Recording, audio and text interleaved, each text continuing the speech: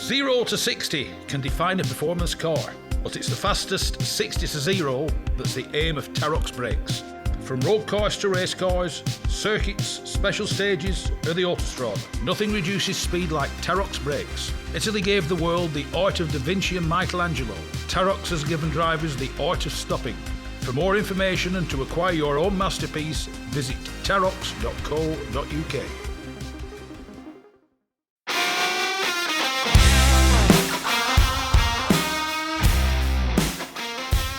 Yes, it's me, Mike Stone, and this is the Backseat Driver Podcast.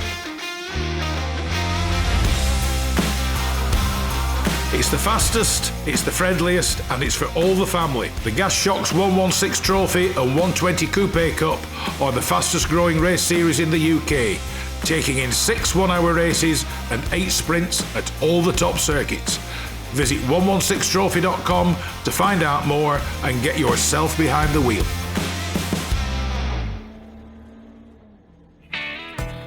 From a pot of tea to TT motorbikes.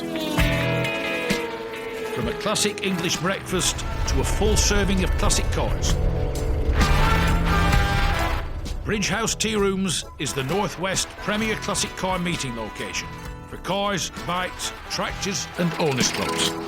So no matter what your automotive appetite might be, visit Bridge House Farm Tea Rooms on their Facebook page or call John and Alicia on 07980 444 221 for show details and to reserve your own table and parking space. I'd like to introduce to the Backseat Driver Radio Show a past guest. Well, when I say past, it's not that much past since he was last on. The one, the only, Lee Tombling, truck driver extraordinaire, along with a friend of his, well, he admits to being a friend of his, Xander McCabe, a truck driver, former legal expert, and successful author. Gentlemen, welcome to the Backseat Driver Radio Show. Good morning. Thanks very much. Now, before we talk to Xander, Lee, how's the world of truck driving? Is it any better since last we were on? Well, it's got a little bit better. Wages have gone up a bit, so drivers are happy now. You know, there's a bit more weight, there's a bit more money in the old wage packet. Yeah. But I mean, there's still, truck drivers still the same. There's still a big shortage of truck drivers out there. Yeah. You know, it's still that same issue, you know, poor facilities and stuff like that. Yeah. You know, I suppose it's getting better in the terms of pay. You know, that's the one thing everyone's happy about, you know what I mean? But all this other stuff, infrastructure, will come along later on, I suppose, you know. And I notice now you and I both agreed that the fuel shortage was instigated by other people. There was technically no shortage of it, but that has resolved itself. We now appear to have things on supermarket shelves again. Yeah. Well, I mean, it's stuff that's been put. I can't even say it. Let's get my teeth in. Stuff that's been put in warehouses is now coming back out. You know, so they're starting to really push. You know, because obviously you've got Christmas coming up. So you know, there's no real massive shortages at the moment. So don't panic, people. Don't go out. You know, panic buying and anything like that. There isn't going to be any shortages, but obviously the fuel crisis you mentioned earlier on, with the price of fuel and all the rest of it, I think that was just a red lemon or something, you know. Red herring, yeah. It was painfully obvious. It was painfully obvious to anybody with a brain cell. Yeah. It was, shall we say, I suppose you could say it was as fictitious as one of my other guests, Xander McCabe's books. Xander. Yes. I mean, how does a truck driver become or move from being a legal expert, having lived in Canada and New Zealand, to also being a successful author? A long story. I ask myself that question often. Well, in Canada, my wife's Canadian. So it took 2.5 years for me to get a visa that allowed me to work. So in that 2.5 years, during the process of it, I wasn't allowed to work, study or volunteer. It was soul destroying. So I always wanted to write a book. I always thought it was in there. And it's always claimed that there's a book in everybody, isn't there? But when you see some of the people walking this planet, you think, heaven help us, this the one that's pop out. And when you read some of the books, you think to yourself, maybe not. I mean, people think they've got a good story, but then they'll tell you one story and it's one-dimensional. And, but what passes is good. I was reading one of the successful authors, I can't remember who it was, Stephen King maybe. who had said that regarding that, there's a story in everybody. That's true, but it's not everybody that can write it. Yeah.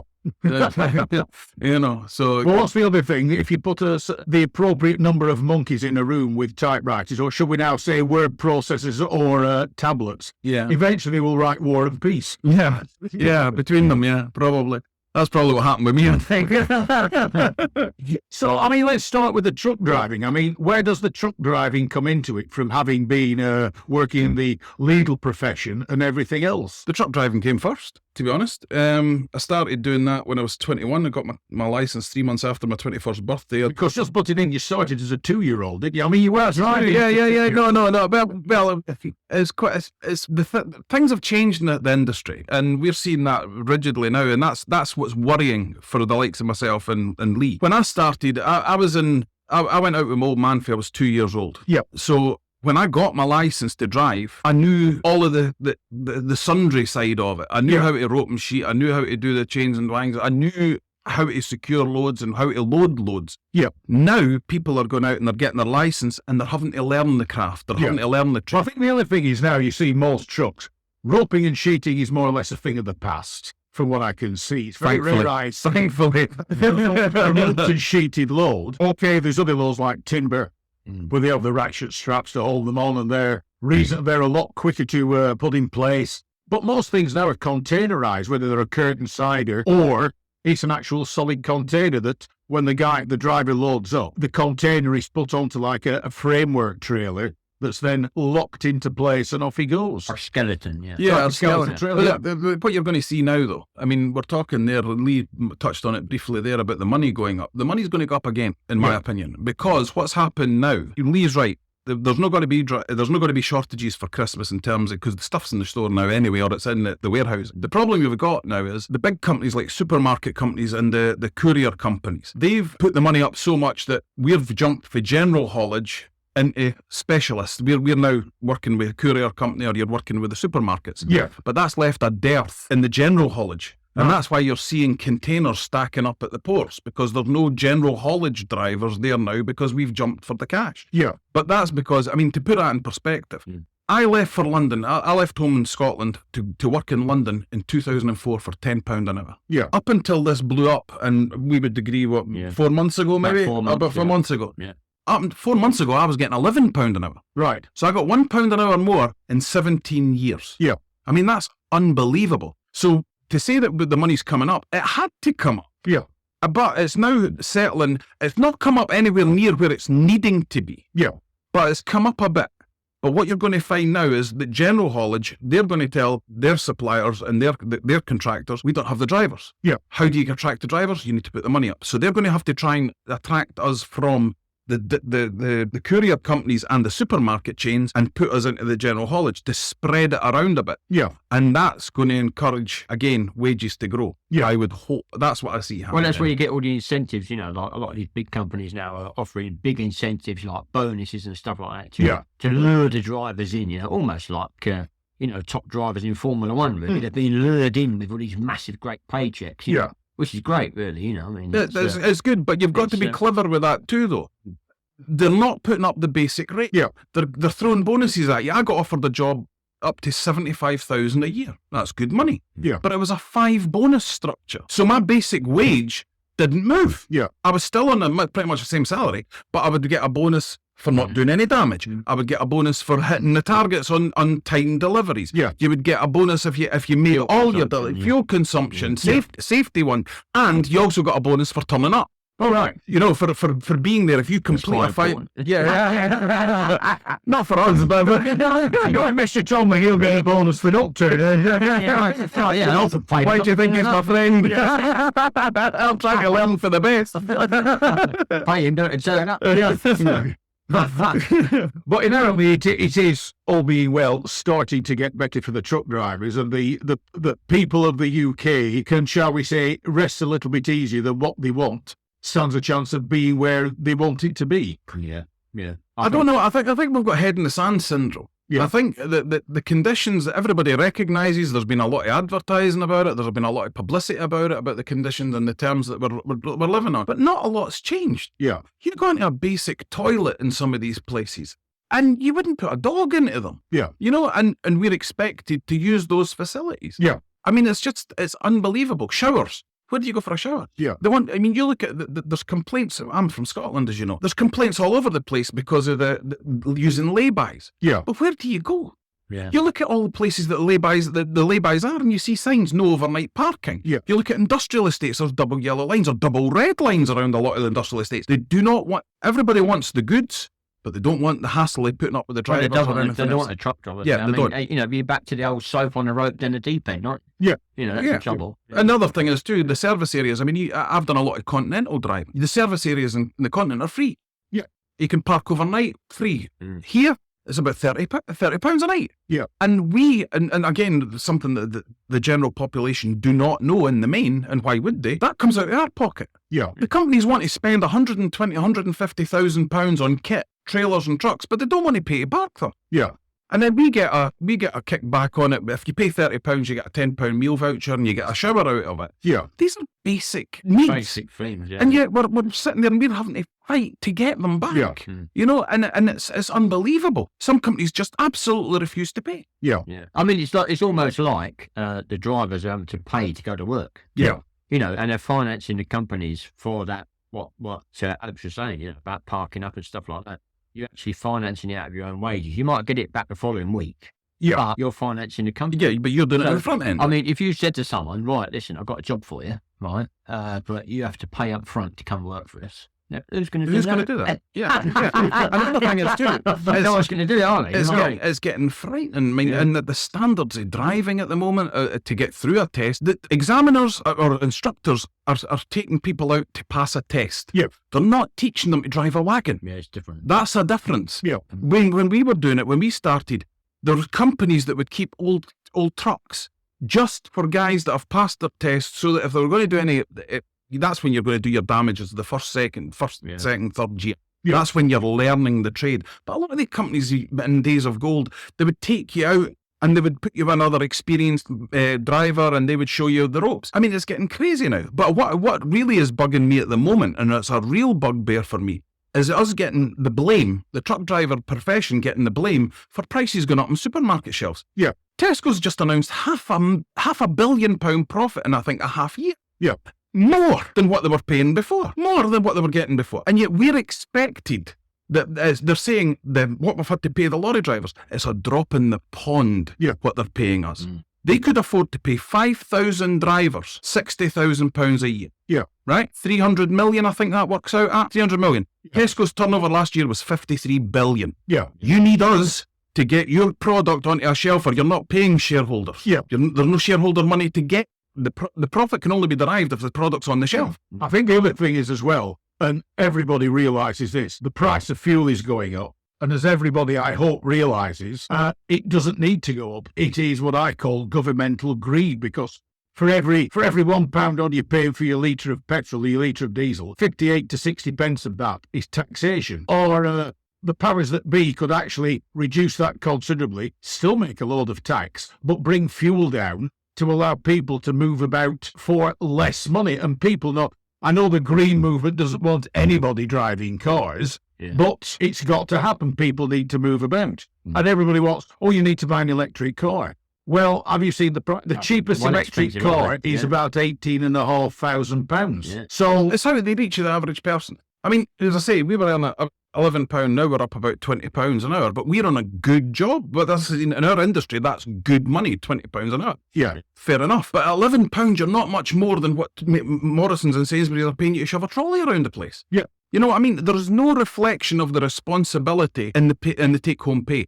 And you've got to, I mean, how many times, Lee will tell you, how many times have you walked into a job and the money's not great, but there's plenty of hours? Yeah. We don't want plenty of hours. You don't want to be away. You don't want to be doing 80, 90 hours a week. Of course. I've got 2 young children. Yeah. I know. I mean, how many happy, successful marriages is there in our industry? There's not a lot. Because the other thing is as well, every truck has a tachograph in it, because you're only allowed to drive so many hours. So it's great to be sold, I suppose. You can work as many hours as you want. You can only work as many hours as the tachograph will allow you. But there's ways and means around it. Yeah. Again, you know what I mean? If you're working on site, or if you've done your hours up, a company will tell you, well, don't bother driving for the rest of the week. We'll put you in on a shunter so you don't need to use your digital tacho. Right. So there's ways and means of getting around it. You're not going to say anything because you're getting paid an extra day. They're not going to say anything because they've got a driver shortage, so they need shunters. Yeah. And so, there's ways and means that these things are usurped, and it's never in our benefit. Yeah.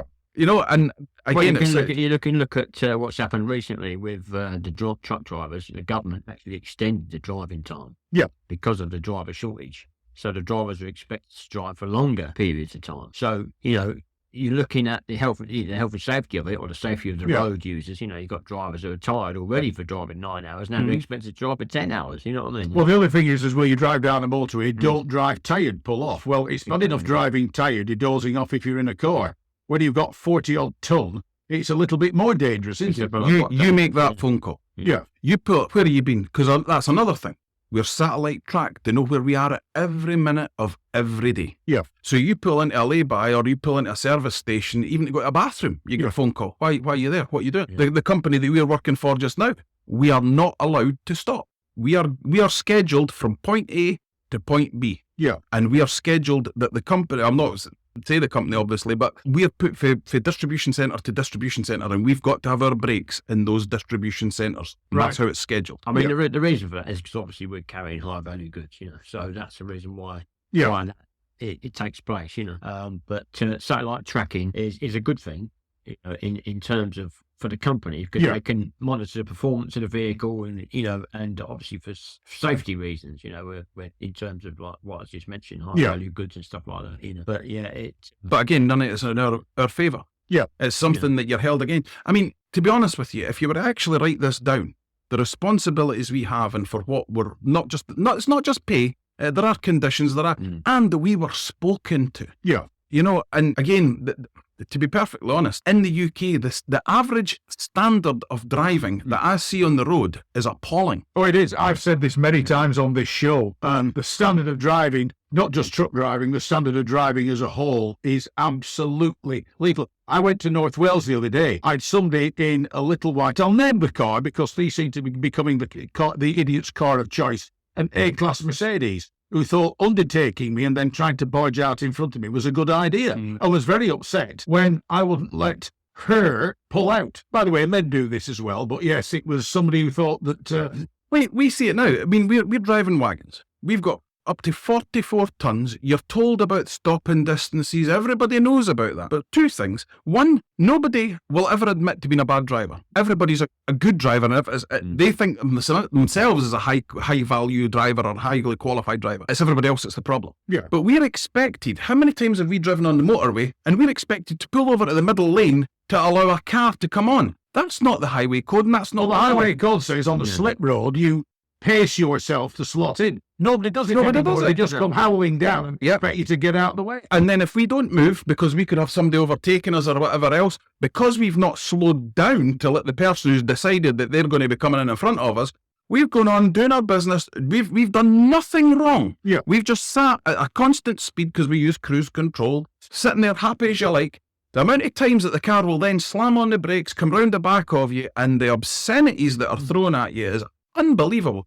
Yeah. What you're supposed to do. You have to be thick-skinned. Yeah, you have to. And you're driving, you're not just driving your wagon, you're driving everybody else around you. You're having to watch for everything that's going on. And that comes at a cost. We're able to do that because we know the game. We've been doing it for a long, long time. Well, we're Class 1 drivers, and that is basically what it means. It's the high level of driving, so you're professional driving, And you there used to be a term years ago, knights of the road. Yeah.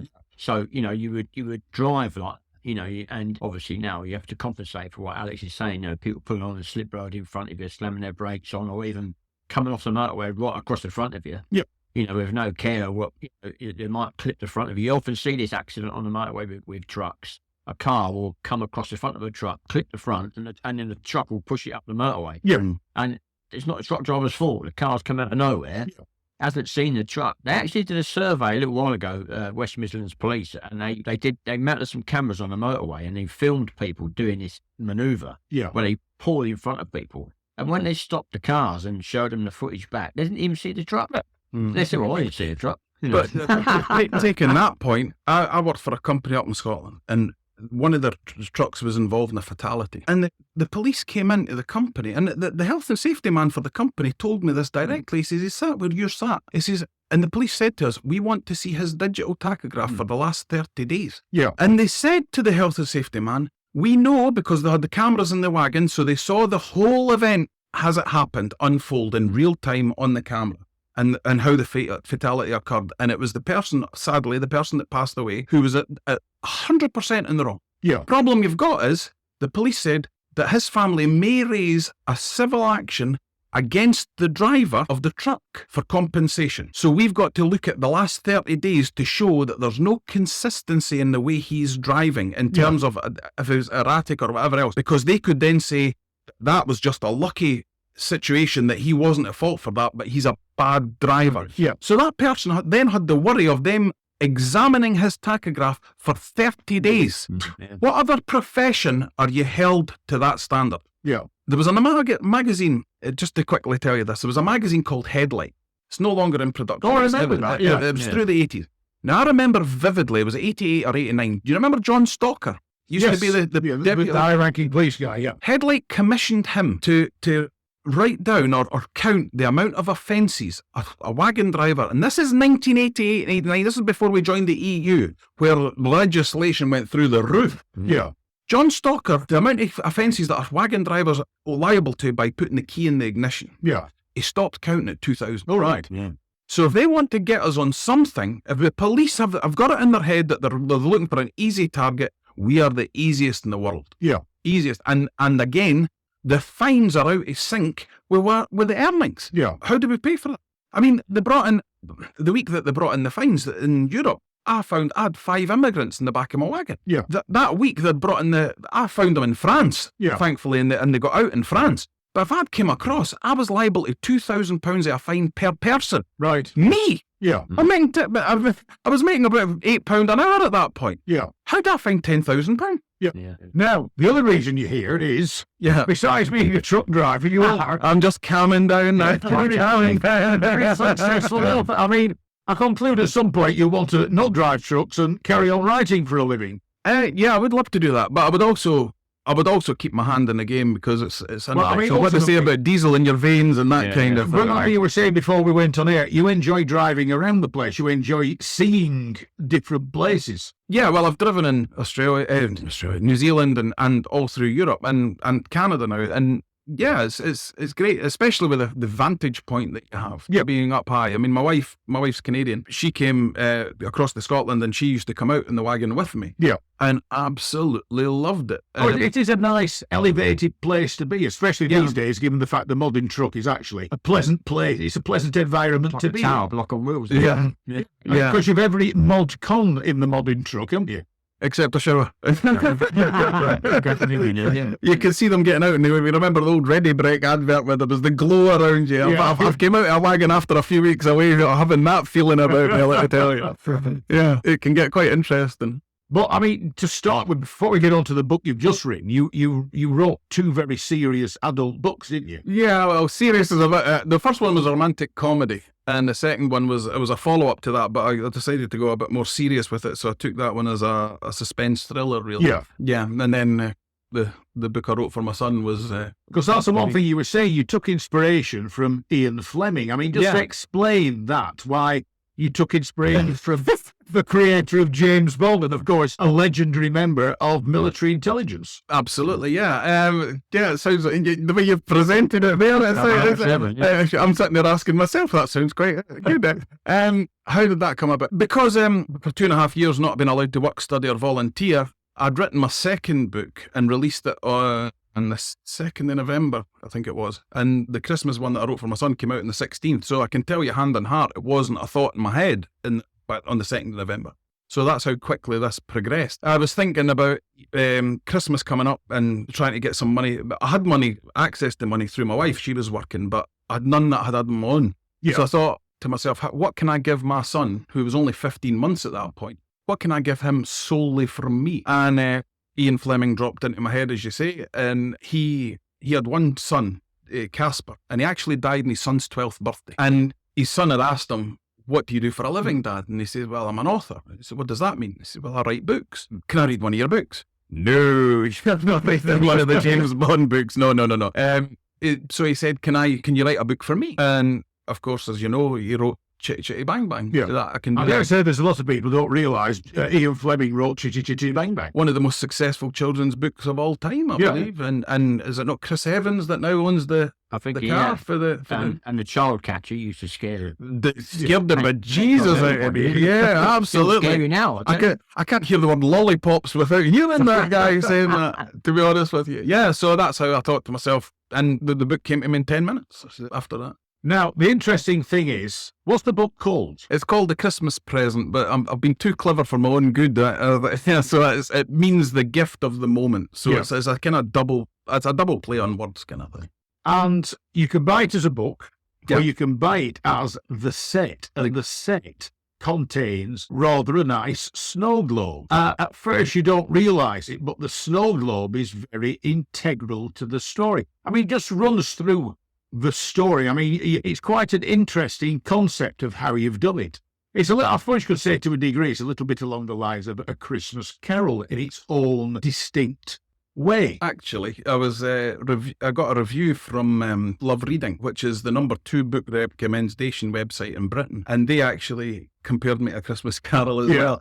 So, I mean, to say that's high praise is unbelievable for me, because to me that is the benchmark book. Yeah, I found out later after I'd written it and had some crazy success with it, as I say, that within a month of it being released, it was number 1 in 6 countries on 4 continents. Yeah.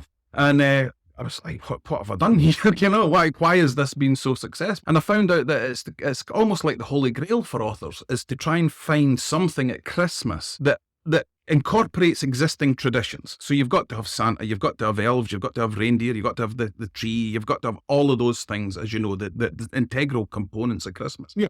But add something new. You find a lot of existing franchises will do, like Thomas the Tank Engine, you'll find does a Christmas thing, but it's not a Christmas story per se. Yeah. So as I say, the book wasn't that contrived really. The story landed in my head from the ether. I don't know how it worked, but so what we've done is we've incorporated all those existing traditions, but there's 6 things that make it unique out with the story. So that I'm the first book to come up with the idea that the minute you're born, Mrs. Claus allocates everyone their very own elf. Yeah. And your elf's got the exact same name as you. So the implication being for kids particularly is that your guardian angel's close and familiar. Yeah. And I think I'm one of the first books to come up with the idea of what happens when you stop believing in Santa. Because we say that when you stop believing in Santa, your elf is banished from the North Pole to the South Pole and can only get back when you start believing again. Yeah. So every year I get emails from parents thanking me for giving them that one more year of Santa and Christmas, because the kids are, while they might be on the cusp of not believing, they don't want the responsibility of their elf being banished to the North Pole to the South Pole. And then we come up with a totally new reindeer, Gladys, and she's the happiest of all Santa's reindeer, so happy she's even got Glad in her name. Yeah. And the elves are under strict instructions. They can only give her 1 carrot because any more than that makes her fart. Yeah. So because of that, every year I get pictures of the milk, the cookies, and the 2 carrots that the kids insist on leaving out. So I've started a new tradition, which I'm absolutely buzzing about, to be perfectly honest. Yeah, so it's been. I mean, without giving too much away, just run us through the actual story. Sure. It's about an only child to a single parent struggling to believe in himself. Which I suppose these days is quite, shall we say, on mark, on key. Well, as it's been put to me, again, I can only write it and put it out there. Yeah. And then what comes back to me is how people interpret it.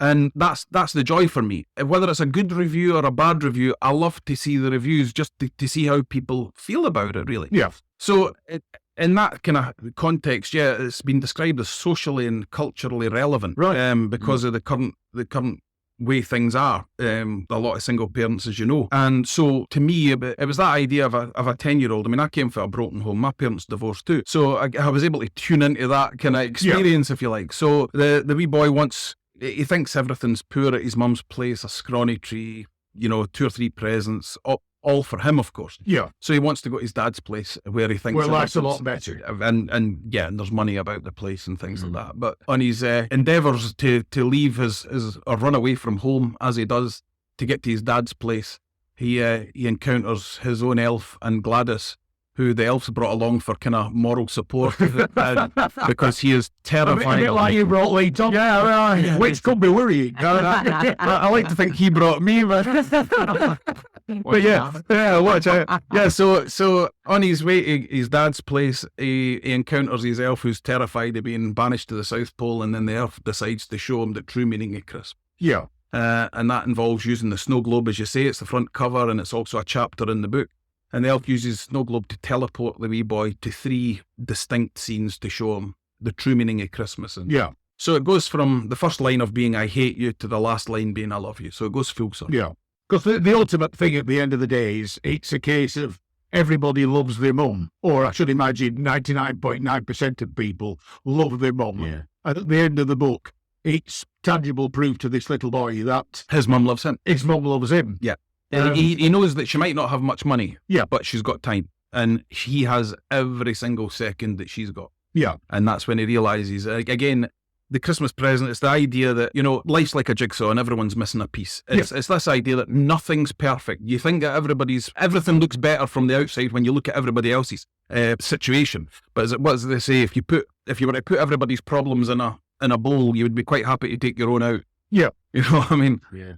But it's also the Christmas message, isn't it? Yeah. Yeah. That's the thing. Well, it's to reinforce that. It was to let my son know that, that he was loved and he was cherished, and should anything have happened to me, I had 2 friends die that year that were both 50 years old, and that was a kind of motivating factor behind it, because I thought to myself, I'm an older father. I never had my first son until I was 42. So that idea that, you just never know what's round the corner. Yeah. You're seeing football players taking heart attacks and dying on the field now, and they're supposed to be super fit. As you can see, I'm not exactly super fit. Yeah. But, I can eat a marathon rather than run a marathon. And the other thing is, if we're not careful, especially what's happened in 2020, and there's very vague threats in 2021, certain governments think that they can just cancel Christmas. Well, as far as I'm concerned, no, you can't cancel Christmas. But if we're not careful, Christmas is, to a degree, becoming an irrelevance, apart from the fact it's a mega spend, because a lot of children these days want the most infeasible presents. And everybody's all about being green. And one of the things they all want is the latest electronic gizmo, which is anything but green. I think we're getting to a stage where people think that the more you spend shows the more you love. Yeah. And it's that compensatory kind of idea. And the peer pressure situation of kids, you didn't get this, that, and next thing. I think we're now in a stage where, when I was a kid, that there was a lot more, not poverty as such, but there was a lot less money available. Yeah. But that's because I grew up in a mining community, and I'm one of 4. There was regular, larger families, whereas now you're getting smaller families. You're only getting 1 or 2 kids. So the money that was spread over 4 or 5 or 6 kids is now getting thrown into 1 or 2. Yeah. And but that's having a knock-on effect too.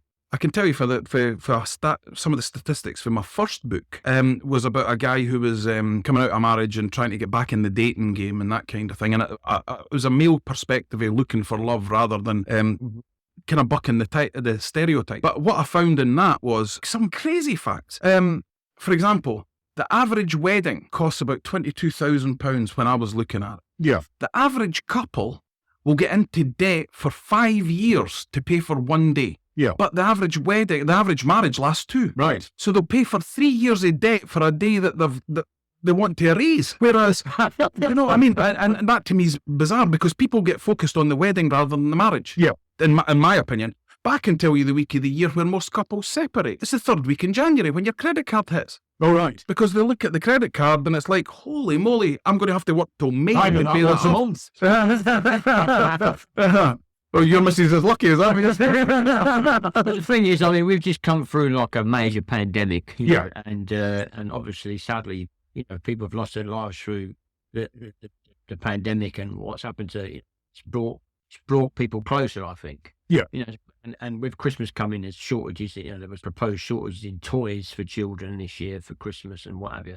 But we can tell everybody, us truck drivers, we've got big hearts. And we will be out there doing our very level Yeah, best last to minute, make yeah. sure that them kids get that Exactly, Christmas they yeah. deserve. You know, Yeah. that's another reason why we come along today, because obviously Alex has come, you know, he's wrote this Christmas book. It's all about Christmas. And the thing is, this year, you know, what everyone's been through, you know, it's going to be, and I think it'd be to make it as a special Christmas as possible, really. Yeah. But just to let your listeners know out there that us truck drivers, we will be working our whatsits off. to We make sure- are sacrificing everything. Yeah. To make it go this year. I mean, we are now working away from home. I'm not near my family for Yeah. 2 or 3 months now because of what we're doing. We're living in a hotel. Yeah. So I'm about 400-500 miles away from my family as Yeah. it goes at the moment. And that's the sacrifices we're making, not for crazy big money. I mean, up the road, I could have probably earned not much less. Yeah. But I would have been at home. Yeah. But to be down here to help, and you feel like you're all hands to the pump. I mean, there's about, I don't know how many drivers in There's the about hotel. 198 of us on Yeah. this special contract. Yeah.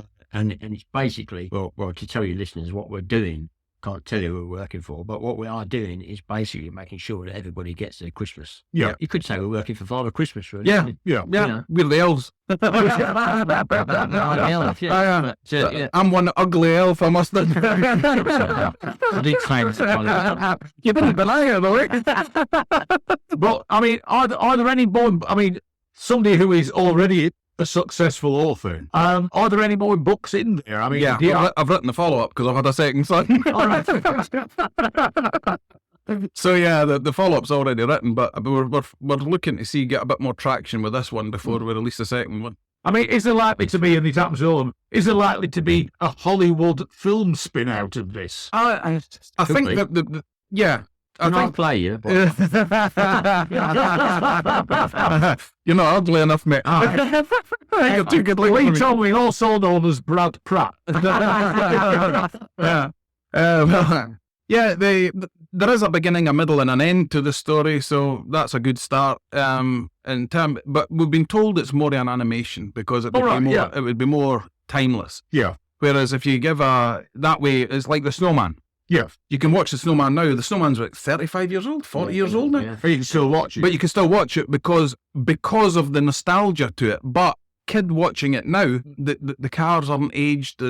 There's nothing to give you a time on that. Yeah. And whereas if it was a real time, like Home Alone now is dated Yes. because of the Because of the actors and The the time- time we're talking. Because Yeah. when you look at him now, he's an adult. yes, Yeah. and an aging adult. An He's aging adult, 40 yeah. now, isn't it? Yeah. But it's whereas with animation, you could put it on year on year on year, and it would be okay. Yeah, and we think we've looked into it before. It's it was ridiculously expensive, but they think it would be about a half hour to 40 minutes kind of movie in there. We've done a lot with universities. When we came back here from Canada, with the book, we've done a lot with the universities back up in Scotland, the marketing departments. Yeah. It's been fascinating, really. It's been really cool. That's how I can tell you things like the Christmas market in the UK. Christmas is never going to go away. We spend more than any other country Yeah. on Christmas, and it's worth 74 billion Right. to the UK economy. Now, if somebody wants to get their hands on this, either just the book or the set, I would say it's worth buying the set with the snow globe, because the snow globe, apart from the fact, even of my years advance, there is something mesmerising about a nice little snow globe. It adds tangibility to the story, doesn't it? Actually having the snow globe as well. The implication with the snow globe, without giving too much away, is that if you get it with the snow globe, that your elf lives there. Yeah. It's a portal into the North Pole, if you like, and that's your elf, because the snow globe's got the snowman out the front, but it's a house, and that's what we're trying to kind of give out with that, is that snow globe belongs to you, and your elf is in there, so it's the kind of guardian angel kind of thing as well, to give kids that kind of thing. Where can people get your book? Or where can people get your books? Well, I've done 2 book signing tours for W.H. Smith, so they've been available there. You can go into GabrielTheElf.com, you can buy it through that, or you can go on Amazon. All right. And it's available on Amazon, or you can go online and get it through Waterstones. It's available there. If you don't mind me asking, how much does it cost? How much is the book, and how much is the book with the snow globe in the presentation box? Well, the book's fully illustrated, and I'm self-published, so we never scrimped on any of that. And the book's available for $7.99. Yeah. And the box set with the snow globe is $19.99. All right. So I'm not being funny. It's not a dark price, because No. I buy a lot of books, and some of the books I buy even I want the book, so I bite the bullet, wince, and pay serious amounts of money at time for books. So it's not badly priced at all, isn't that? We couldn't price it much more because we couldn't sit there and sell the book and the box set at £40 with a message that you're supposed to focus on what you have and it's not all about the presents. Yeah. So the message and the price point need to correlate, you know. So yeah, and to be honest, it's not greed. It's just it's a very nice thing as well that you can pass down, can't you? Yeah, I mean, it is a nice thing. It's a nice thing you can pass down to younger children. Yeah. Well, we've had a lot of feedback. I mean, it was originally released in 2015. And we came back to the UK in 2017 to have a go at this as a business here. Because in Canada, Canada's the size of Europe. Yeah. And there's 35 million people. Right. You can fit Britain into southern Ontario, and there's 64 million people or 65 million people here. Yeah. So the idea was that it would give us a better chance of being seen and getting noticed, word of mouth and all that kind of thing. So, yeah, to that kind of end, we've had some feedback already. As I say, I've done the 2 book signing tours with W.H. Smith, one for Scotland and then one for the whole of the UK. And the feedback you get is, again, it's a very strange thing in terms of feedback because it's a present given either on Christmas Eve, and with the Christmas Eve box, as it seems to be a thing now, or Christmas Day. Yeah. Nobody gives you a review until the next year. So you can be a year out of sync with it. So to that end, it's got 9 chapters. So what we hear is with younger kids, it's a chapter a night. Yeah. And it's getting used by parents. Oh, if you want to read the book, we need to go now. So it's getting used by parents to encourage bedtime.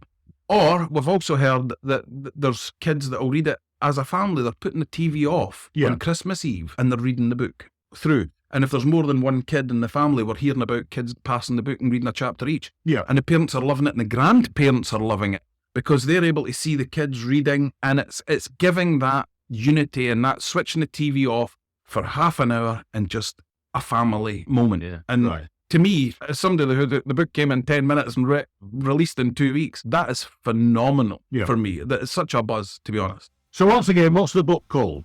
It's called The Christmas Present. Xander McCabe. It's Alexander McCabe. Alexander McCabe. I get my full Sunday name on it. Full Sunday name. Alexander McCabe, truck driver, legal expert, an author, and Lee Tombling, super driver. Thanks so much for joining me on the Backseat Driver Radio Show. Thanks very much. Bye.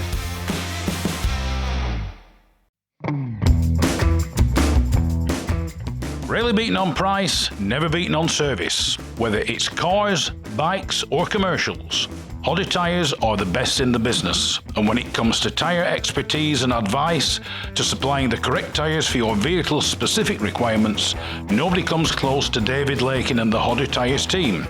So give them a call on 01200 613 192 or visit the website at hoddertyres.co.uk.